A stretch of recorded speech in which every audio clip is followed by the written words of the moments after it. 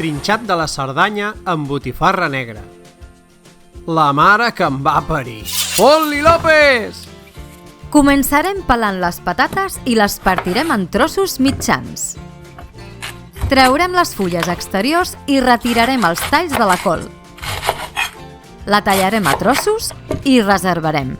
Posarem una olla al foc amb aigua lleugerament salada i quan arrenqui el bull li afegirem les patates. Començarem bullint 5 minuts i serà el moment de la col. Deixarem 20 minuts bullint, temps suficient per seguir-nos, si voleu, esclar. Un cop estigui, deixarem colant durant uns 15 o 20 minuts per treure el màxim d'aigua. Prepararem els talls de cansalada.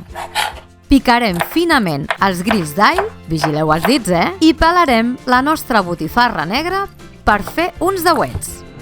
Anem al foc. Afegirem la cansalada seguidament d'una mica de sal i una mica de pebre negre. Un cop dauradeta, traurem l'excés de greix. Hora dels alls. Una remenadeta i li fotem la col i la patata. Integrarem tots els ingredients i ho trinxarem tot. Opcionalment, podem afegir trossos de botifarra negra. Deixarem uns 3 o 4 minutets. Li donarem la volta afegint una mica del greix que havíem tret.